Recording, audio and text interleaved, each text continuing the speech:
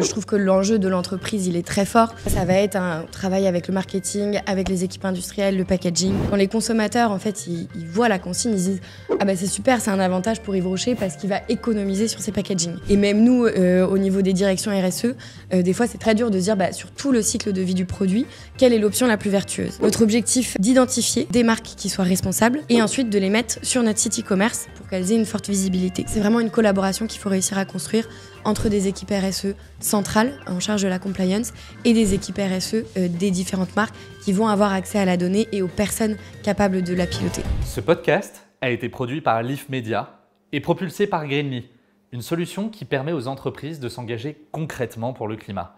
Greenly permet aux entreprises de mesurer leurs émissions de CO2 à travers le bilan carbone, l'analyse de cycle de vie, de réduire leurs émissions, trajectoire SBTi, et de se mettre en conformité, CSRD, CBAM et autres frameworks. On accompagne plus de 3000 clients à travers le monde, des entreprises de toute taille, de tout secteur d'activité. Alors, n'attendez plus pour rejoindre le mouvement des entreprises engagées.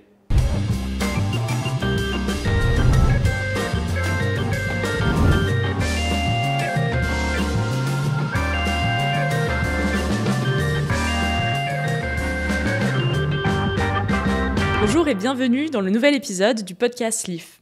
Leaf vise à créer un espace de discussion pour les professionnels de la RSE, pour partager des perspectives, des idées et des expériences pour tous ceux qui travaillent dans le domaine ou s'y intéressent de près. Aujourd'hui, j'ai le plaisir de recevoir Alexandra Ferré.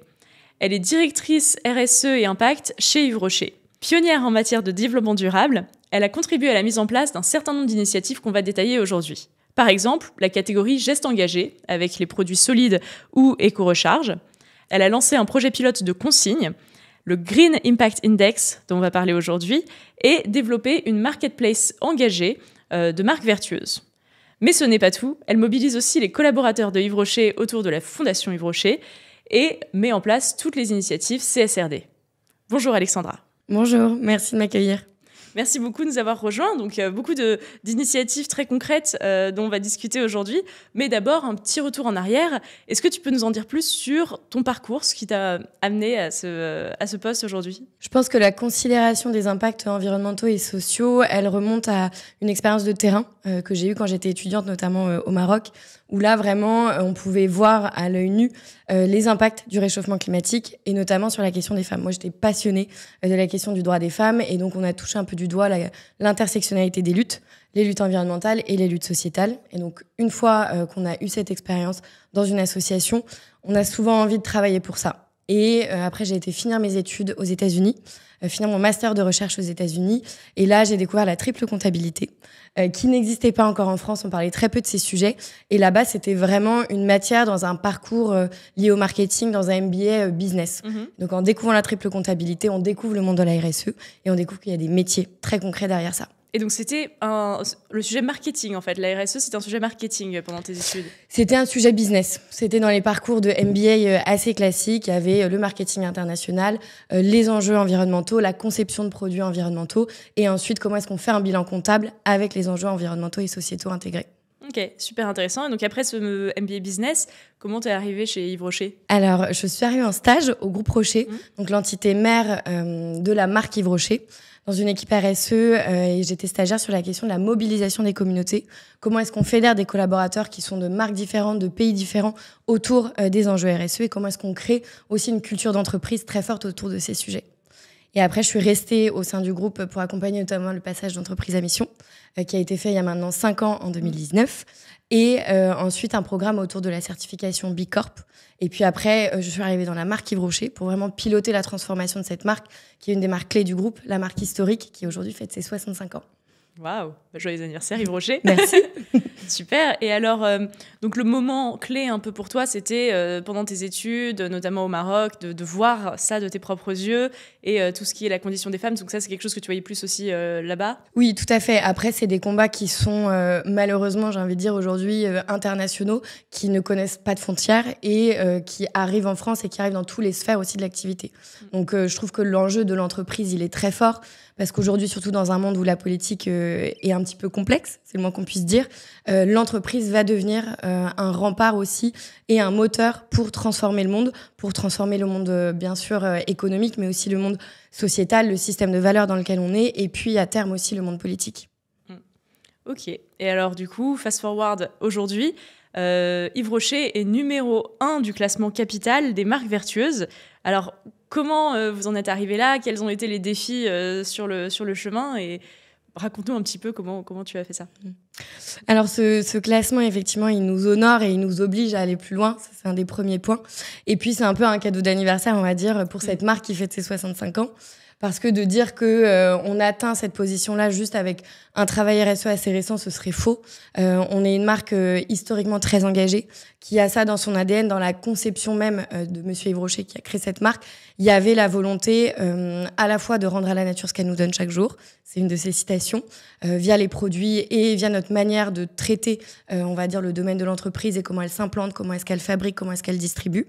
Et puis ensuite, il y avait la volonté aussi de rendre au système économique, on va dire, la valeur ajoutée, le capital, avec une forte implémentation territoriale et un soin apporté aux gens qui travaillent dans l'entreprise. Donc, il y avait ce double volet dès l'origine d'Yves Rocher, rendre à la nature ce qu'elle nous donne et faire en sorte que les hommes aussi puissent se développer de la bonne manière. Et donc nous, on a juste été, on va dire, accélérer ça, révéler ce que la marque avait toujours fait, l'expertise botanique au service d'une beauté plus responsable.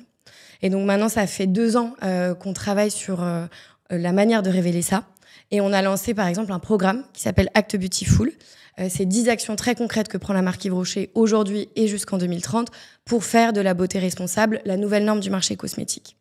Et c'est ça, je pense, qui nous distingue notamment d'autres marques cosmétiques. C'est que nous, on veut réussir dans ce domaine-là. On veut transformer la marque Yves Rocher, mais on veut surtout transformer l'industrie de la beauté. Parce qu'on sait que seul, oui, on est la marque numéro 1 de la beauté en France. Oui, on a 6 millions de clients en France. Donc c'est déjà un énorme impact. Mais on veut que toute l'industrie de la beauté vienne avec nous pour que ça devienne le top of mind des consommateurs et que la RSE soit un critère à la fois dans l'achat, dans la préférence de marque, etc. Et ça, comment vous pouvez agir pour engager tout l'écosystème avec vous ? Parce que votre chaîne de valeur, vous avez un peu de pouvoir dessus, mais vos concurrents ou d'autres entreprises de votre écosystème, comment vous les fédérez là-dedans ? Alors, il y a 2 leviers, je pense, pour transformer une industrie. Il y a à la fois quand un leader du marché, comme la marque Yves Rocher, lance des initiatives. Et ça a été le cas, par exemple, quand on a lancé notre gamme de produits solides, nos shampoings. La première année, on était numéro 1 du shampoing solide en France. Et rien que ça, et rien que de visibiliser des nouvelles gestuelles, ça permet de faire shifter le marché. C'était pareil cette année, en février, quand on a lancé l'éco-recharge. On a tout de suite explosé le marché de la recharge. Et ça, c'est extrêmement prometteur pour aussi inciter d'autres entreprises parce qu'on montre qu'il y a un business. Oui, vous ouvrez un marché, en fait. Exactement. Et nous, notre but, c'est pas de prendre des parts de marché à des petites marques qui sont responsables, mais au contraire, d'ouvrir des marchés pour que ces petites marques puissent y aller de manière plus facile et que les grosses marques s'y mettent aussi parce qu'il y a une opportunité. Se différencier en offrant cette chose innovative innovante que vous offrez aussi. Exactement. Et le deuxième volet, sur comment, on va dire, fédérer, c'est de travailler en consortium. C'est quelque chose qui est vraiment pas habituel pour les entreprises parce qu'on est dans un environnement très compétitif. Faut pas se mentir, le marché économique aujourd'hui est très dur pour toutes les entreprises de n'importe quelle taille.